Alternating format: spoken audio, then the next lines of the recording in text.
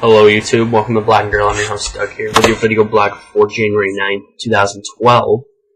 I'm just gonna probably get back on here to do a blog for you guys. I haven't done one in a while. So I'm going to start off by a little review of the 4 NFL games this past weekend, so let's get into it. Alright, the first game that was played was the Texans and the Bengals. That was on Saturday in the afternoon. The Texans went on to win 31-10.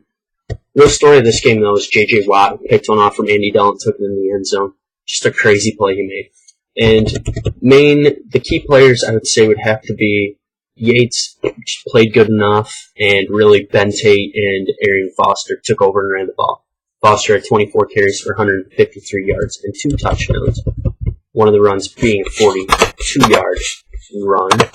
And really the big story there was just Cincinnati missing opportunities. Cincinnati had numerous opportunities to pick off Yates, dropped interceptions. That was the big problem with that game. Next game that went on, of course, was the nightcap there. New Orleans taking on Detroit in the Superdome. Saints won that game 45-28. Drew Brees threw for 466, 3 touchdowns. Calvin Johnson for Detroit didn't have a bad game, 12 catches, 211 yards, and 2 touchdowns. Just playing out of his mind. Really thought it'd be a shootout from the start. Missed opportunities once again. Little funky play called there. There's obviously a fumble on the play, and it was blown dead before the Lions could recover. So therefore, you can't challenge that, and that didn't help them out. That could have swung the game maybe to give them a 21-10 lead or something crazy like that. Just a good second half by the Saints in their offense. They still ran the ball effectively as well. They had Thomas run for 66 and Sproles run for 51. 2 touchdowns for Sproles and 1 for Thomas. So now, next week, we're going to be having the Saints matching up at the 49ers. Tough road game for them. And then we're going to see Houston matching up with the Baltimore Ravens in Baltimore. And they lost earlier in the year to Baltimore. So, onto the Sunday games. The first Sunday game was a defensive show-up by the Giants. The Giants' defense showed up big, knocking off the Falcons 24-2. Eli Manning threw for 277 and 3 touchdowns.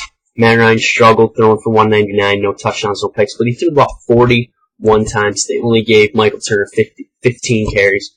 And really, there was a lot of times where there was just an empty backfield, and it was just do it, Matt Ryan. There was drives after drives where they didn't even run the ball at all. They got a safety in the second quarter, and that was about it. So their offense didn't even score. Hakeem Nicks had 2 touchdown catches, and Brandon Jacobs ran for 92 yards. Ahmad Bradshaw also ran for 63. Alright, now to the final game of the weekend. Probably the most exciting was the Broncos taking on Pittsburgh. Broncos coming in on a 3-game losing streak. Pittsburgh coming in beaten and battered with Ben Roethlisberger at quarterback. Tim Tebow struggling in his last game comes in. And they just had a different strategy. Of course, the quote of the week was pull the trigger. That's what John Elway said Tim Tebow had to do in order for this team to win. So that's what he did. He pulled the trigger. You saw early on, first couple drives, struggled. Defense was solid, held Pittsburgh to 2 field goals in the first quarter. Actually watched all this game. Then the second quarter, the quarter that the Broncos have been absolutely outscored in all year. They put up 20-0. They go 20-0 that quarter. Tim Tebow throws 2 touchdown passes, or throws 1 touchdown pass, runs for another one, and they get 2 field goals out of Matt Prater.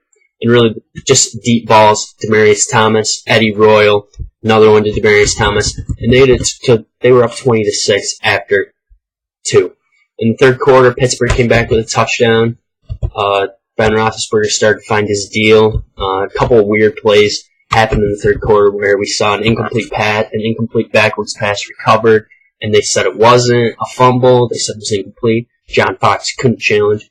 So then the Steelers tied it up at the end of the fourth quarter, 23-23.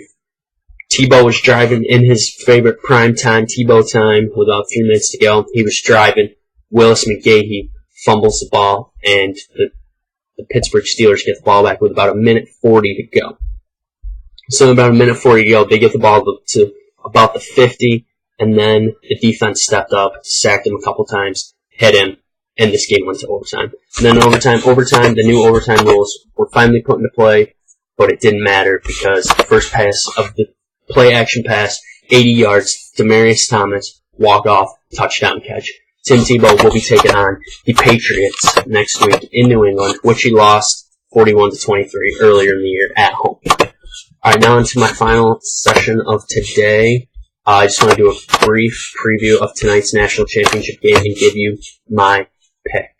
So let's go to that. Tonight's national championship game will take place in New Orleans in the Superdome.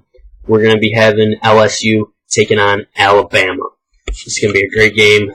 First game, of course, was a 9-6 overtime defensive showing, offensive struggle. It's going to be interesting to see what happens.